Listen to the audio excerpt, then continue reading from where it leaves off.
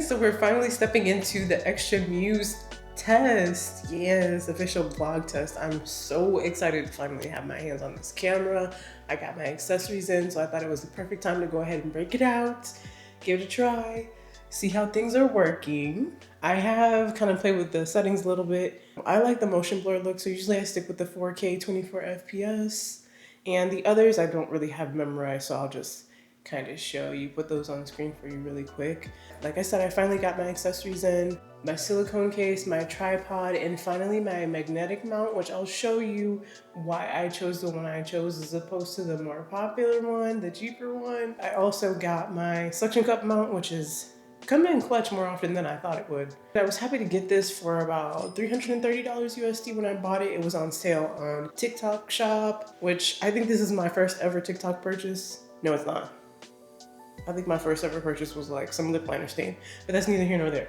It took me a long time. I'm the type of person, before I buy some tech, unless it's under a certain amount of money, I don't just impulsively purchase it. So I do my research, I watch videos. This is a dupe. This is the Dji Osmo Pocket 3 dupe. If I'm not mistaken, it's a sister company just to kind of rebrand and avoid some tariffs. And looking at this thing, if you've used both, you could say it's pretty accurate. Yeah, so I was having a hard time deciding if I wanted to pick up this or if I wanted to pick up an action camera. I thought for sure I was gonna go with the more like GoPro style action camera.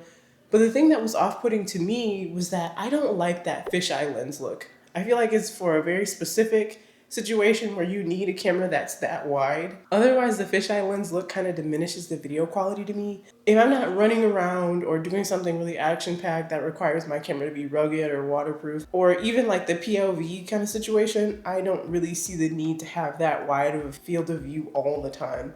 I think this one is pretty reasonable for what it is. And I've actually found that this is the cleanest, most efficient vlogging setup I have ever had. Granted, this is the first vlogging camera I've ever had. Up until this point, I've done everything on my smartphone, but I'm a Samsung girl. So I've vlogged on my Note 20, my S22 Ultra, my S24 Ultra is the one I have currently. I don't really feel the need to upgrade just yet. Anyone who creates content on a phone knows that the rear camera is the best camera, and sometimes it's difficult getting everything in frame and perfectly lined up with a smartphone. In order to make it look the way you want it to look, you have to have more accessories.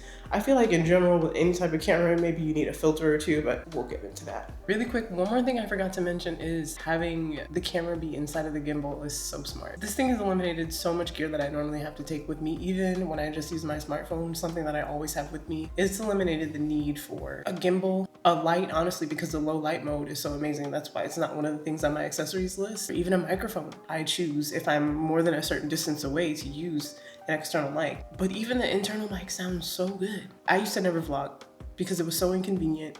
Even with my phone, it's awkward. You're holding the thing up to your face. You're talking to yourself in public. People are looking at you, trying to figure out what you're doing. It takes some courage. It takes some reps to get comfortable, to get used to it, honestly. I'm still not used to it. Hence why I got this camera, and who knew? I always avoided buying a camera feeling like, oh, I'm just gonna be wasting my money. I'm not creating enough content. When I reach this milestone, then I'll get one.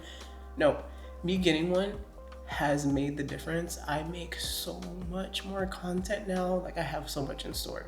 So one more extra thing that I forgot to mention, the storage. I know so many people try to make the micro SD card thing like it's a bad thing. It's standard across most cameras, and if you come from being a smartphone content creator, you know that the storage can sometimes be a problem. I was heartbroken. I was personally heartbroken when Samsung did away with the expandable storage, and I still have micro SD cards sitting around from when I used to create content on my other channels, and they're useless. But now they have a home. Hopefully you found something useful. Maybe I shed some light on something that would work better for your setup. I know the magnetic mount difference for me was an eye-opener. So yeah, if you liked it, please don't forget to leave a like, subscribe, stick around. I got a lot more content to come. Yes.